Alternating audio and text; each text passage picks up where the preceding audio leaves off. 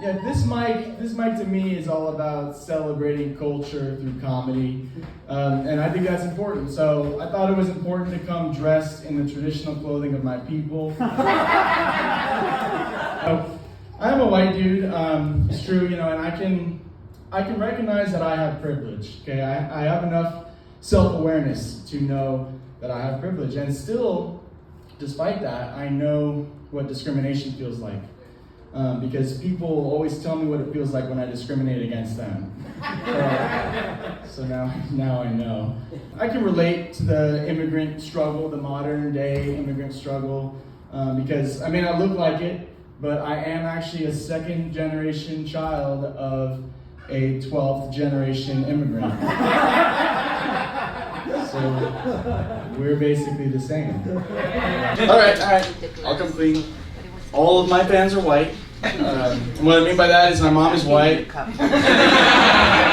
And, she's a better audience member than most crowds I perform for, because at least when I tell her a joke, she says I don't get it. Bombing is very important. You can ask anyone. Don't ask me. You can ask anyone. Bombing, when you start, there's this old saying, they say, you have to collect enough bombs before you can start killing. Like Israel. And I get nervous, okay? I get nervous just like anyone else. And people tell me, Evan, if you get nervous, why don't you just picture the audience naked?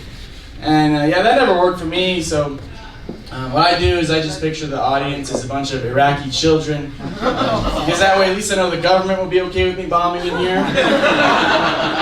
People told me growing up that speaking Spanish was going to give me a bonus pay in my future jobs, and that was a lie. Yes, telling people that you speak Spanish in LA is just about as impressive as telling people that you're an actor in LA, and I am both. It's like, great, now your career path has expanded to food service.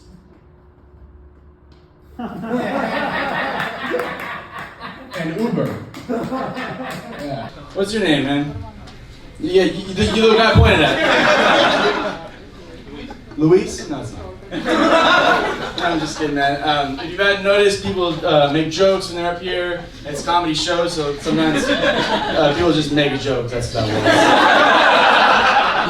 If I had $1 for every time a girl that I dated turned lesbian, I'd finally be able to start investing in a double dildo so I could go fuck myself. Jesus, I miss that dog. So I got a new dog, and I've been trying to teach him new tricks. You get a new dog, you teach him new tricks, that's what you do. I've been trying to teach him how to speak, but right now it's just a little rough. Because he keeps calling me slurs. Well, he's not calling me slurs. He's a dog. He just keeps calling me Luis, and I'm like, what? That's worse. That's worse. That's so much worse. Like I said, hard feelings, Luis. I'll leave you guys with this. If you hated my jokes and you think I'm the worst person, you're gonna kill me in the parking lot. My name's Luis. I'm sitting right there. Loyola Marymount University. Yeah, somebody was here one time talking about LMU. I mentioned that I was from there, and then he gets up and he's like, oh yeah, I went there too, and LMU is a Jesuit university, and the thing about Jesuits is they're all gay, they're all closeted gay guys. I did not know that, but I know now why they accepted me. It's weird, like, fellas, does your girl take longer to get ready than you do? Yeah. Of course. Right? Don't lie, she'll know. It's always been that way. I found a picture of my great-grandfather, and he's wearing slacks and a button-up shirt. Like, that's what I would wear. Men's fashion has stayed the same for the past 200 years, and women's fashion is changing every 10 or 20 years. And after I saw that picture, I was thinking to myself, oh, shit.